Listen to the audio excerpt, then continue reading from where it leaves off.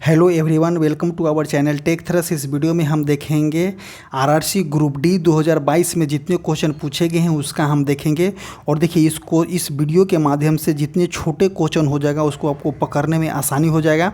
तो देखिए इस वीडियो को देखना बहुत ज़रूरी है। और जो कि प्रीवियस ईयर क्वेश्चन है जो कि रेलवे में आपको बेनिफिट होने वाला है, एएलपी में बेनिफिट होने वाला है, टेक्नीशियन में बेनिफिट होने वाला है, पारा मेडिकल में बेनिफिट होने वाला है। विभिन्न एग्जामों में रेलवे के जितने भी एग्जाम है उसमें आपको बेनिफिट होने वाला है। इवन किसी भी एग्जाम में आपका जो इस तरह के टॉपिक है वो भी बेनिफिट होने वाला है। तो देखिए फर्स्ट ऑफ ऑल हम अपना देखते हैं कि फर्स्ट ऑफ ऑल हमारा कौन सा है, C3। फर्स्ट ऑफ ऑल हम देखते हैं कि C3H6 किस श्रेणी का यौगिक है। तो देखिए C3H6 क्या बोला गया है, C3 और H6 बोला गया है। तो देखिए CnH2n ये श्रेणी का है। तो CnH2n किस श्रेणी का है, तो एल्केन श्रेणी का आ जाता है। देखिए कार्बन 3 हो जाएगा और इसके दोगुना कितना हो गया, तो 6 हो गया था। CnH2n श्रेणी का है। तो CnH2n किस श्रेणी का आता है, तो एल्कीन श्रेणी का आ जाता है। तो इसमें कौन सा हो जाएगा, एल्कीन हो जाएगा।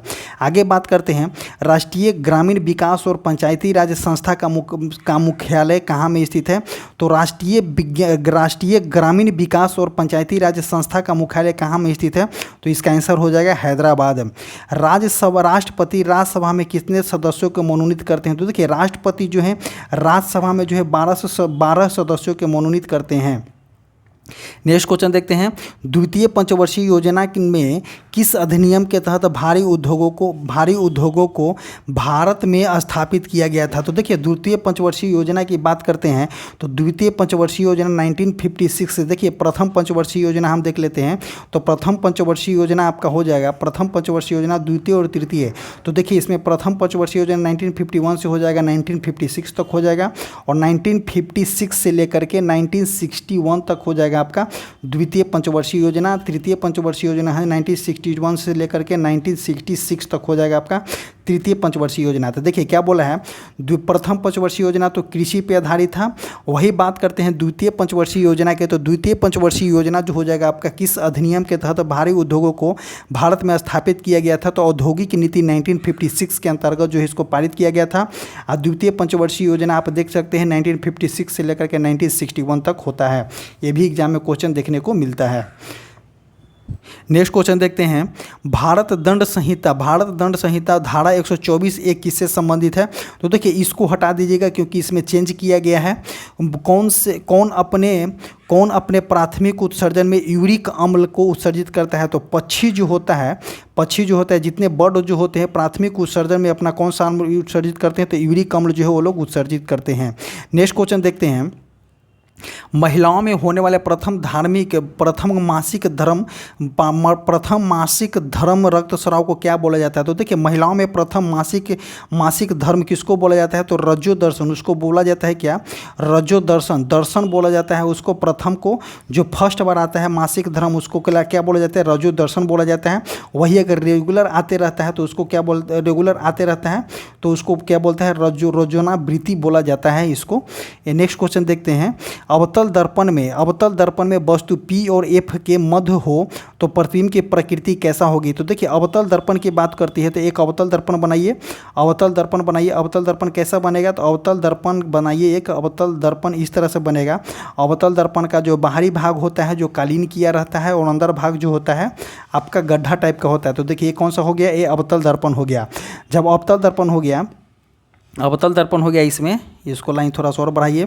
आगे देखते हैं हम कि जब ये अवतल दर्पण हो गया तो यहाँ पे क्या हो जाएगा, यहाँ पे आपका P हो जाएगा, F हो जाएगा, और इससे कुछ दूरी पर क्या हो जाता है, 2F होता है। तो प्रतिबिंब क्या कहाँ बोला गया है, प्रतिबिंब बोला गया है F और P के बीच में प्रतिबिंब यहाँ पे है। जब प्रतिबिंब यहाँ पे है, अगर प्रतिबिंब आपका यहाँ पे बन रहा है, प्रतिबिंब यहाँ पे बन रहा है तो प्रतिबिंब कहाँ बन जाएगा, आभासी हो जाएगा, काल्पनिक हो जाएगा। जो बाहर बन जाएगा दर्पण के पीछे बन जाएगा, आभासी बन जाएगा और दर्पण से बहुत बड़ा बन जाएगा। तो इसी प्रकार के दर्पण जो है दंत चिकित्सक वाले जो है इस तरह के दर्पण रखते हैं, जिसका प्रतिबिंब जो होता है P और F के बीच में वस्तु रखा जाता है और प्रतिबिंब जो है बड़ा बन जाता है। और काल्पनिक बनता है, तो इसी प्रकार के दर्पण का यूज जो है दंत चिकित्सक लोग करते हैं। आगे बात करते हैं महात्मा गांधी राष्ट्रीय हिंदी विश्वविद्यालय कहाँ स्थापित किया गया है? तो महात्मा गांधी राष्ट्रीय हिंदी विश्वविद्यालय महाराष्ट्र में स्थापित किया गया है। इस्लाम धर्म में कुल कितने स्तंभ है? तो इस्लाम धर्म की बात करते हैं, इस्लाम धर्म में टोटल 5 स्तंभ बताया गया है। नेक्स्ट क्वेश्चन देखते हैं, मानव शरीर में यूरिया चक्र किस अंग में होता है? तो देखिए मानव शरीर में अगर यूरिया चक्र की बात करें तो यूरिया चक्र मानव शरीर में किस अंग में होगा? तो यकृत में हो जाएगा, यकृत में हो जाएगा आपका यूरिया चक्र। आगे बात करते हैं, मौलिक कर्तव्य किस देश के संविधान से लिया गया है? तो मौलिक कर्तव्य की बात करते हैं तो USSR मतलब कि रसिया से लिया गया है। यहाँ पे रसिया दिया गया है, तो यहाँ पे रसिया हो जाएगा कि मौलिक कर्तव्य कहाँ से लिया गया है? तो रसिया से लिया गया है। आगे बात करते हैं, बिहार की शोक नदी किस नदी को कहते हैं जो कि गंगा की सहायक नदी है? तो बिहार की शोक नदी कोसी हो जाएगा, जो कि 729 किलोमीटर बहती है कोसी नदी। आगे बात करते हैं, मौलिक अधिकार अनुच्छेद 12 से कहाँ तक है? तो मौलिक अधिकार की बात करते हैं तो अनुच्छेद 12 से लेकर के 35 तक आपका मौलिक अधिकार हो जाएगा। आगे बात करते हैं, पंचायती राज संविधान के किस भाग में है? तो पंचायती राज हम देख सकते हैं, तो पंचायती राज संविधान के भाग 9 में पंचायती राज की व्यवस्था की गई है। आगे बात करते हैं हम, नेक्स्ट क्वेश्चन देखते हैं, कौन से इंदिरा गांधी नहर परियोजना किस राज्य में स्थित है? तो देखिए इंदिरा गांधी नहर परियोजना की बात करते हैं तो उससे पंजाब हो जाएगा आपका, पंजाब के बाद होगा आपका राजस्थान हो जाएगा, उसके बाद हरियाणा हो जाएगा। ये सभी राज्य जो है इंदिरा गांधी नहर से लाभान्वित हैं। आगे बात करते हैं हम, कौन सी नदी तंत्र जम्मू कश्मीर से होकर गुजरती है? तो देखिए इसे विभिन्न नदी तंत्र दिया जा सकता है, लेकिन इसमें जो ऑप्शन के अनुसार दिया गया होगा तो सिंधु नदी जो हो जाएगा आपका जम्मू कश्मीर से होकर के गुजरती है। आगे बात करते हैं हम, नेक्स्ट क्वेश्चन देखते हैं, चीन तिब्बती भाषाओं की कौन सी भाषा पूर्वोत्तर भारत में बोली जाती है? तो कौन सी भाषा बोली जाती है? बोडो भाषा बोली जाती है पूर्वोत्तर राज्यों में। हिंदू धर्म के अनुसार सृष्टि के रचयिता कौन है? तो हिंदू धर्म के अनुसार अगर बोला जाता है सृष्टि के रचयिता हम किसको बोलेंगे? तो ब्रह्मा जी को बोलेंगे, हिंदू धर्म के अनुसार सृष्टि के रचयिता। आगे बात करते हैं, महात्मा गांधी ने किस घटना के बाद 1922 में असहयोग आंदोलन को वापस कर लिया था? देखिए चौरी चौरा घटना के बाद जो है 1922 में महात्मा गांधी ने असहयोग आंदोलन को वापस ले लिया था। आगे देखते हैं, एकाधिकार बाजार से क्या अभिप्राय है? तो देखिए एकाधिकार बाजार से क्या अभिप्राय है? किसी वस्तु का केवल एक ही विक्रेता हो। देखिए अगर किसी वस्तु का अगर एक ही विक्रेता हो जाएगा कि मान लिया जाए कि किसी मार्केट में किसी वस्तु को एक ही विक्रेता बेच रहा है तो उस वस्तु का जो है भाव बढ़ जाता है। जब उस वस्तु का भाव बढ़ जाता है तो उसी को हम क्या बोलते हैं? एकाधिकार विक्रेता बोला जाता है। आगे बात करते हैं, नेक्स्ट लाइन कौन सा हो जाएगा आपका? भारी व्यायाम के दौरान किसके जमा होने के कारण हमें मांसपेशियों में ऐंठन होने लगता है? तो कौन सा हो जाएगा? इसका आंसर हो जाएगा लैक्टिक एसिड। तो देखिए लैक्टिक एसिड का निर्माण क्यों होता है? तो जब हम अत्यधिक वर्क कर लेते हैं तो हमारे बॉडी में जो होता है ऑक्सीजन की आपूर्ति कम हो जाती है। उसी कंडीशन में ऑक्सीजन की जब आपूर्ति कम होती है तो CO2 की आपूर्ति बढ़ जाती है। जब CO2 की आपूर्ति बढ़ जाती है तो लैक्टिक अम्ल की बढ़त हो जाती है, जिसके कारण से जो है आपका मांसपेशियां में ऐंठन महसूस होने लगता है। आगे बात करते हैं, और हमारा मांसपेशियां जो है दर्द करने लगता है। अस्थायी गर्भ रोकने के लिए कौन सा बर्थ कंट्रोल विधि का उपयोग किया जाता है? तो देखिए अस्थायी गर्भ रोकने के लिए, एकदम पूरी तरह से अस्थायी गर्भ रोकने के लिए कौन सा बर्थ कंट्रोल विधि का उपयोग किया जाता है? तो इसका आंसर हो जाएगा ट्यूबोकोटॉमी। ट्यूबोकोटॉमी का मतलब क्या होता है? Fallopian block the fallopian tube क्या बोला जाता है? ट्यूबोकोटॉमी का मतलब होता है क्या? Block the fallopian tube. Fallopian tube कहाँ में होता है? तो फीमेल में होता है। फीमेल में अगर फैलोपियन ट्यूब ब्लॉक कर दिया जाएगा, पूरी तरह से अगर फैलोपियन ट्यूब को ब्लॉक कर दिया जाता है तो उसी को हम क्या बोलते हैं? ट्यूबोकोटॉमी हम बोलते हैं। आगे बात करते हैं, लार में कौन सा एंजाइम पाया जाता है? तो लार में आपका टाइलिन पाया जाता है। टाइलिन जो एंजाइम जो है आपका लार में पाया जाता है। आगे बात करते हैं, नेक्स्ट क्वेश्चन देखते हैं, दहन किस प्रकार की क्रिया है? तो देखिए दहन किस प्रकार की क्रिया है? तो ऊष्माक्षेपी अभिक्रिया। तो दहन ऊष्माक्षेपी अभिक्रिया इसलिए हो जाएगा क्योंकि इसमें ऊष्मा का उत्सर्जित होता है, ऊष्माक्षेपी अभिक्रिया कहला जाता है। आगे बात करते हैं, सबसे छोटे कणों में कौन सा रंग का प्रकाश प्रकीर्णन होता है। क्या बोला है कि सबसे छोटे कणों में कौन से रंग का प्रकाश का प्रकीर्णन होता है, तो कौन सा हो जाएगा, इसका आंसर हो जाएगा नीला। नीला का सबसे छोटे कणों में कौन से प्रकाश का प्रकीर्णन होता है, तो नीला इसका आंसर हो जाएगा। आगे बात करते हैं, कौन सा पठार लौह अयस्क से समृद्धि होता है। तो देखिए लौह अयस्क के समृद्धि के बारे में बोल सकते हैं तो छोटा नागपुर के पठार जो कि आपका झारखंड में हो जाएगा, छोटा नागपुर के पठार छत्तीसगढ़ में हो जाएगा, आपका कर्नाटक में हो जाएगा। ये सभी जो है छोटा नागपुर के पठार के अंतर्गत ही आते हैं। तो छोटा नागपुर के पठार जो हो जाएगा आपका लौह अयस्क के लिए अधिकता होती है। आगे बात करते हैं, ओजोन परत की हानि किसके कारण हो रही है। तो ओजोन परत की हानि जो है क्लोरोफ्लोरोकार्बन के कारण होता है ओजोन परत की हानि। ओजोन दिवस कब मनाया जाता है, तो ओजोन दिवस आपको बता दें 16 सितंबर को ओजोन दिवस मनाया जाता है, जो कि आज 16 सितंबर है। तो 16 सितंबर को ओजोन दिवस मनाया जाता है। ओजोन का फॉर्मूला क्या होता है, तो ऑक्सीजन के 3 परमाणु मिलकर के ओजोन बनाता है और ओजोन दिवस मनाया जाता है 16 सितंबर को। और ओजोन परत की हानि पहुँचाने के कारण कौन सा हो जाएगा, क्लोरोफ्लोरोकार्बन कौन सा हो जाता है, CFC जो होता है। CFC निकलता कहाँ से हो जाता है, रेफ्रिजरेटर से निकलता है, AC से निकलता है, ये सभी से CFC गैस निकलती है। आगे बात करते हैं, लौटता हुआ मानसून भारत के किस क्षेत्र में बारिश करता है। तो देखिए लौटता हुआ मानसून के बारे में अगर हम बात करें, लौटते हुए मानसून के बारे में बात करें तो देखिए एक प्रकार के हम फिगर बनाते हैं। ये जो हो गया इनकेस मान लीजिए कि इंडिया का मैप है, तो लौटता हुआ मानसून यहाँ पे आपका हो जाएगा, आपका तमिलनाडु हो जाएगा, यहाँ पे आपका तमिलनाडु हो जाएगा। और लौटते हुए मानसून जो है डायरेक्ट कहाँ पे हिट कर जाती है, तो तमिलनाडु में हिट कर जाती है। लौटते हुए मानसून कहाँ में हिट कर जाती है, तो तमिलनाडु और पूर्वी तट भी हो जाएगा, आपका पश्चिमी तट हो जाएगा, ये आपका हो जाएगा पूर्वी तट। तो देखिए पूर्वी तट तमिलनाडु जो हो जाएगा, लौटते हुए मानसून में सबसे ज़्यादा भारी बारिश कहाँ में कराती है, तो तमिलनाडु में करवाती है। दिसंबर के टाइम में होता है ये बारिश। आगे बात करते हैं, सबसे पहले पंचायती राज व्यवस्था किस राज्य में शुरू किया गया था। तो सबसे पहले अगर पंचायती राज व्यवस्था की बात करें तो राजस्थान में चालू किया गया था। कब किया गया था, तो 2 अक्टूबर 1959 को। 2 अक्टूबर 1959 को जो है पंचायती राज व्यवस्था सबसे पहले कहाँ में चालू किया गया था, तो राजस्थान में किया गया था। आगे बढ़ते हैं, बारी दोआब किन दो नदियों के बीच के क्षेत्र है। तो बारी दोआब जो हो जाएगा रावी और ब्यास, बारी दोआब जो हो जाएगा आपका रावी और ब्यास, जो 2 नदियों के बीच का क्षेत्र हो जाएगा आपका बारी दोआब। आगे बात करते हैं, महिलाओं में प्रजनन तंत्र का हिस्सा नहीं है। तो देखिए महिलाओं में मूत्राशय जो होता है आपका प्रजनन तंत्र का हिस्सा नहीं होता है। मूत्राशय जो होता है महिलाओं में प्रजनन तंत्र का हिस्सा नहीं होता है।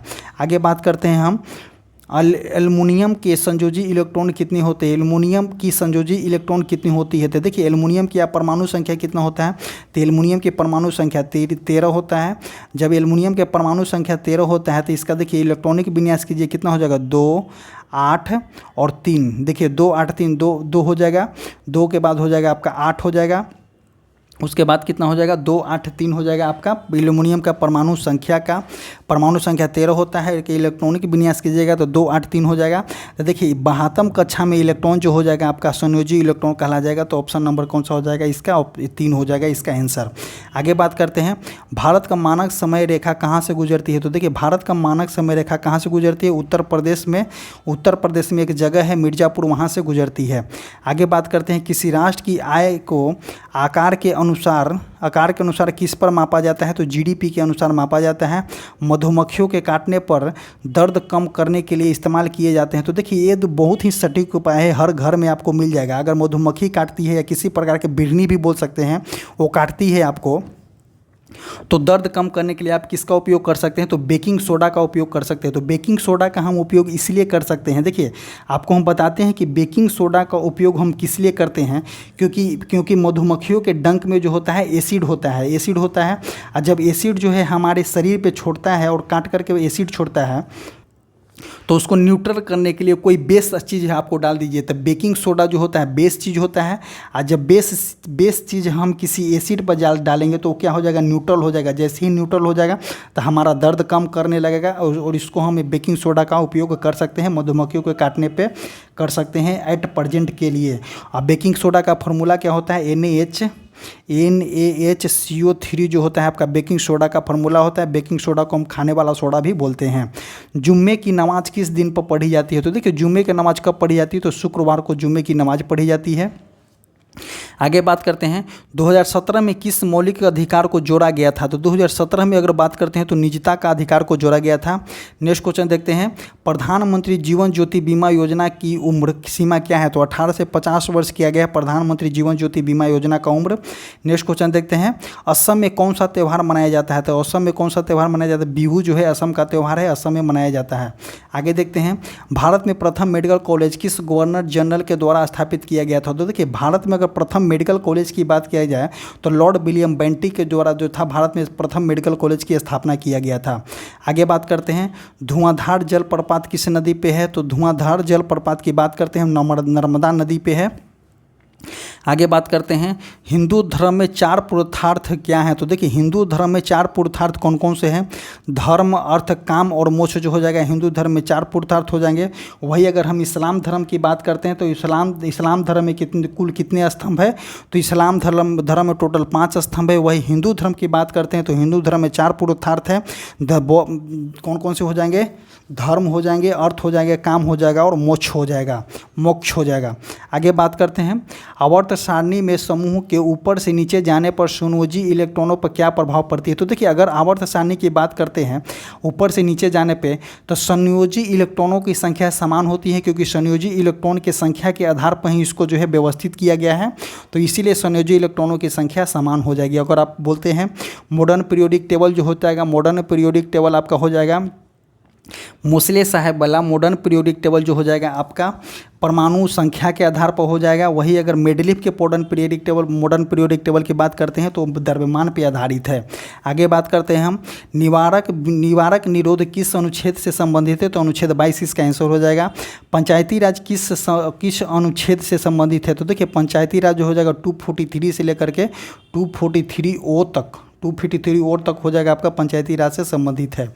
आगे बात करते हैं, प्राथमिक घाटा क्या है। प्राथमिक घाटा देखते हैं क्या है। राजकोषीय घाटे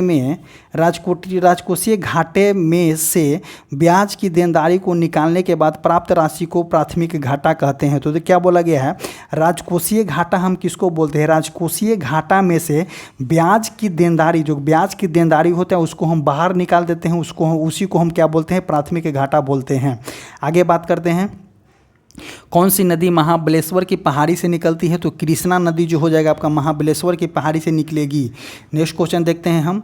नेक्स्ट क्वेश्चन हमारा हो जाएगा, तीसरे पंचवर्षीय योजना की शुरुआत कब किया गया था। तो देखिए प्रथम पंचवर्षीय योजना की शुरुआत 1951 से लेकर के 1951 से लेकर के 1956 तक किया गया था। और द्वितीय पंचवर्षीय योजना की 1956 से लेकर के 1961 तक किया गया था। और तृतीय पंचवर्षीय योजना 1961 से लेकर के 1966 तक किया गया था। तो आंसर क्या दिया गया है, तृतीय पंचवर्षीय योजना पूछा गया है तो तृतीय पंचवर्षीय योजना हो जाएगा आपका 1961 से लेकर के 1966 तक हो जाएगा आपका तृतीय पंचवर्षीय योजना। आगे बात करते हैं, रात्रि के समय तारे टिमटिमाते क्यों होते हैं। प्रकाश अपवर्तन के कारण जो होता है रात्रि के समय जो है तारा टिमटिमाते हैं, किसके कारण, तो प्रकाश के अपवर्तन के कारण। आगे बात करते हैं, 2004 में कौन सी भाषा को भारत सरकार ने शास्त्रीय भाषा का दर्जा दिया है। तो देखिए 2004 में दिया गया है किसको, तो तमिल भाषा को। तमिल भाषा को जो है शास्त्रीय भाषा की दर्जा दिया गया है। कब दिया गया है, तो 2004 में दिया गया है। ये क्वेश्चन जो है बहुत बार एग्जाम में देखने को आपको मिला है, तो ऐसे क्वेश्चन को देखना ना भूलें। आगे बात करते हैं, वॉशिंग सोडा की प्रकृति क्या होता है। तो देखिए वॉशिंग सोडा की भी प्रकृति क्या होता है, क्षारीय होता है। वॉशिंग सोडा का फॉर्मूला होता है वॉशिंग सोडा का फॉर्मूला आपको देख सकते हैं Na2CO3 इंटू 10H2O जो हो जाएगा आपका वॉशिंग सोडा का फॉर्मूला हो जाएगा। आगे बात करते हैं, आलू, चावल और ब्रेड जैसे खाद्य पदार्थों में किस प्रकार टूटकर ऊर्जा देता है। तो देखिए आलू में क्या होता है, रिच अमाउंट में कार्बोहाइड्रेट होता है, चावल में भी रिच अमाउंट में कार्बोहाइड्रेट होता है, ब्रेड में भी रिच अमाउंट में कार्बोहाइड्रेट होता है। तो किस प्रकार के टूट करके देगा, तो कार्बोहाइड्रेट में टूट करके आपको ऊर्जा देगी। आगे बात करते हैं, भाग 4 ए में कितने मौलिक कर्तव्य हैं? तो भाग 4 ए में जो हो जाएगा आपका 44 भाग 4 ए में जो हो जाएगा आपका 11 मौलिक कर्तव्य है। दक्षिण की गंगा किस नदी को कहा जाता है? तो देखिए दक्षिण की गंगा की बात किया जाता है तो गोदावरी नदी को कहा जाता है। और गोदावरी नदी का लंबाई कितना है? तो 1465 गोदावरी नदी की लंबाई कितना है? तो 1465 किलोमीटर गोदावरी नदी की लंबाई है। और दक्षिण की गंगा किसको बोलते हैं? तो गोदावरी नदी को दक्षिण की गंगा बोलते हैं। और दक्षिण भारत की गंगा की बात करते हैं तो हम कावेरी को बोलते हैं, दक्षिण भारत की गंगा। ये दोनों पॉइंट जो हो जाएगा आपका सिमिलर हो जाएगा। दक्षिण की गंगा गोदावरी नदी और दक्षिण भारत की गंगा कावेरी नदी। नेक्स्ट क्वेश्चन देखते हैं, प्लासी के युद्ध में सिराजुद्दौला अंग्रेज से कब हारा था? तो देखिए प्लासी के युद्ध कब हुआ था? तो 23 जून 1757 को हुआ था। सिराजुद्दौला जो है अंग्रेज से हार गया था। मीर जफड़ा की वजह से सिराजुद्दौला जो है अंग्रेज से हार गया था। आगे बात करते हैं, पंचायती राज में कितने विषय को जोड़ा गया है? तो पंचायती राज में आपको बता दें 29 विषय को जोड़ा गया है। नेक्स्ट क्वेश्चन देखते हैं, मानव मूत्र में पानी की मात्रा कितना प्रतिशत रहता है? तो मानव मूत्र की बात करते हैं तो मानव मूत्र में पानी की मात्रा 92 से 95% जो होता है मानव मूत्र में पानी की मात्रा होता है। आगे बात करते हैं, हिंदू धर्म में कुल कितने चरण होते हैं? तो हिंदू धर्म में कुल कितने चरण होते हैं? तो 4 चरण होते हैं। तो हिंदू धर्म में कुल 4 चरण कौन कौन से हैं? धर्म हो जाएगा, अर्थ हो जाएगा, धर्म अर्थ काम और आपका क्या हो जाएगा? मोक्ष हो जाएगा। 4 धर्म जो होता है हिंदू में, धर्म अर्थ काम मोक्ष। आगे बात करते हैं, ऑक्सीजन के बाहरी कक्षा में कितने इलेक्ट्रॉन होते हैं? तो देखिए ऑक्सीजन की अगर बात करते हैं तो ऑक्सीजन का परमाणु संख्या कितना होता है? 16 होता है। ऑक्सीजन का परमाणु संख्या कितना होता है? ऑक्सीजन की परमाणु संख्या 8 होती है। अब इसका इलेक्ट्रॉनिक विन्यास कीजिए तो पहले कक्षा में कितना इलेक्ट्रॉन हो जाएगा? 2 इलेक्ट्रॉन हो जाएगा। पहले कक्षा में कितना इलेक्ट्रॉन होगा? तो 2 इलेक्ट्रॉन होगा। सेकंड कक्षा की बात करते हैं तो सेकंड कक्षा में कितना इलेक्ट्रॉन बचा? 2 रख लिए हम तो बचा कितना? 6। तो सेकंड कक्षा में कितना इलेक्ट्रॉन हो जाएगा? 6 इलेक्ट्रॉन हो जाएगा। तब ऑक्सीजन के बाहरी कक्षा में कितने इलेक्ट्रॉन है? तो 6 इलेक्ट्रॉन इसका आंसर हो जाएगा। आगे बात करते हैं, सर्वदाता रक्त समूह में कौन सा होता है? तो वो हो जाएगा सर्वदाता। खेतरी की खान कहाँ है? तो खेतरी की खान आपका राजस्थान में हो जाएगा। अनुच्छेद 12 किससे संबंधित है? तो देखिए अनुच्छेद 12 किससे संबंधित हो? शिक्षा से संबंधित है। अनुच्छेद 12 किससे संबंधित है? तो शिक्षा से संबंधित है। प्रधानमंत्री डिवाइन योजना किस राज्य में संबंधित है? तो प्रधानमंत्री डिवाइन योजना की बात करें तो मिजोरम और असम से प्रधानमंत्री डिवाइन योजना संबंधित है। आगे बात करते हैं, सूरज कुंड मेला कहाँ आयोजित किया जाता है? तो सूरज कुंड मेला की बात करते हैं फरीदाबाद हरियाणा में आयोजित किया जाता है सूरज कुंड मेला। नेक्स्ट क्वेश्चन देखते हैं, परावैंगनिक किरणों के प्रभाव से कौन सा कैंसर होता है? तो देखिए परावैंगनिक किरणों से जिस तरह से ओजोन की क्षय हो रहा है तो ओजोन की क्षय होने की वजह से पृथ्वी पे परावैंगनिक किरणें आ जाती है। पृथ्वी पे परावैंगनिक किरणें आने से जो होता है त्वचा का कैंसर होता है परावैंगनिक किरणें से। आगे बात करते हैं हम, फ्लेमिंग के दाएं हाथ का नियम किससे संबंधित है? तो संबंधित है तो धारा के प्रभाव से जो हो जाएगा फ्लेमिंग के दाएं हाथ का नियम हो जाएगा। मुख्य न्यायाधीश की नियुक्ति कौन करता है? तो देखिए मुख्य न्यायाधीश की नियुक्ति कौन करता है? तो राष्ट्रपति के द्वारा मुख्य न्यायाधीश की नियुक्ति किया जाता है। आगे बात करते हैं, पेट्रोल और कोयले को जलने पर कौन सा गैस निकलता है? तो देखिए पेट्रोल को जलने पर और कोयले के जलने पर आपको बता दें कि CO2 गैस निकलता है। अगर CO2 गैस पेट्रोल और कोयले के जलने पर CO2 गैस निकलता है। वही पेट्रोल अगर कम ऑक्सीजन के मात्रा पे या ऑक्सीजन के अनुपस्थिति में जलता है या कम ऑक्सीजन की मात्रा पे जलेगा तो कौन सा गैस निकलेगा? कार्बन मोनोऑक्साइड गैस निकलता है, जो कि गाड़ियों के द्वारा निकलता है। पेट्रोल गाड़ी है जितने के द्वारा कार्बन मोनोऑक्साइड गैस निकलते हैं, SO2 गैस निकलते हैं। आगे बात करते हैं, फूलों का त्यौहार एंथुरियम किस राज्य में मनाया जाता है? तो फूलों का त्यौहार एंथुरियम कहाँ में मनाया जाता है? मिजोरम में मनाया जाता है। आगे बात करते हैं, HCl कौन से एंजाइम को एसिटेट करता है जो पाचन में मदद करता है? तो पेप्सिन जो हो जाएगा, पेप्सिन को एसिटेट करता है जो कि पाचन में मदद करता है। मौलिक कर्तव्य किसकी अनुशंसा पर जोड़ी गई है? तो मौलिक कर्तव्य की बात करते हैं स्वर्ण सिंह समिति 42वें संविधान संशोधन 1976 के अनुसार 42वां संविधान संशोधन 1976 के अनुसार जो है स्वर्ण सिंह समिति में मौलिक कर्तव्य को जोड़ा गया है, जिसमें 11 पॉइंट पे बात किया गया है। आगे बात करते हैं, पंचायती राज का त्रिस्तरीय रूप से किसे दिया गया है? तो बलवंत राय मेहता को जो है 1957 में 1957 है। बलवंत राय मेहता पंचायती राज का त्रिस्तरीय रूप किससे संबंधित है? तो बलवंत राय मेहता से, जो कि 1957 में दिया गया था। आगे बात करते हैं, सिंधी भाषा को 8वीं अनुसूची में कब जोड़ा गया है? तो ये क्वेश्चन जो हो जाएगा बहुत इंपॉर्टेंट हो जाएगा कि सिंधी भाषा को 1967 में जो है सिंधी भाषा को 8वीं अनुसूची में जोड़ा गया है। वही अगर बात करते हैं 2004 में जो है तमिल को 2004 में जो है तमिल को जो है शास्त्रीय भाषा का दर्जा दिया गया है। 2004 में तमिल को कौन सा भाषा के लिए दर्जा दिया गया है? तो शास्त्रीय भाषा के लिए दर्जा दिया गया है तमिल को। आगे बात करते हैं, नेक्स्ट क्वेश्चन हम देखते हैं कि क्या है। नेक्स्ट क्वेश्चन देखते हैं, आगे देखते हैं कि कौन से वन की पत्तियां साल में एक बार गिर जाती हैं? तो देखिए कौन से वन की पत्तियां साल में एक बार गिर जाएगी? उष्णकटिबंधीय पर्णपाती वन, जो कि बिहार में हो जाएगा, आपका झारखंड में हो जाएगा, उसके बाद आपको बंगाल में हो जाएगा। ये सभी जगह कौन सा हो जाएगा? छत्तीसगढ़ हो जाएगा, यूपी हो जाएगा। ये सभी जगह उष्णकटिबंधीय पर्णपाती वन होते हैं और उसके अंतर्गत कौन कौन से वृक्ष आते हैं? तो देखिए वृक्ष की भी बात कर दें, आपको पीपल हो जाएगा, साल में एक बार पत्ता गिर जाता है। नीम का पेड़ हो गया। उसके बाद देखते हैं हम उसके बाद हम देखते हैं इसको, शीशम को देख लेते हैं। ये सभी उष्णकटिबंधीय पर्णपाती वन के अंतर्गत आते हैं और साल में एक बार पत्ता इन सभी का गिर जाता है और नया पत्ता जनरेट होता है। इसी तरह से जो हो जाएगा, आप आज का टॉपिक मेरा समाप्त होता है। आप जो है रेगुलर बाइज में इस तरह के टॉपिक को देखते रहें, क्योंकि आपको छोटे छोटे क्वेश्चन पे, जिस तरह से आप छोटे छोटे क्वेश्चन पे ध्यान दीजिएगा, एग्जाम में आपका बूस्टअप हो जाएगा। एनटीपीसी का एग्जाम है, उसमें भी आपको बहुत 100% आपको इससे सुविधा मिलने वाला है।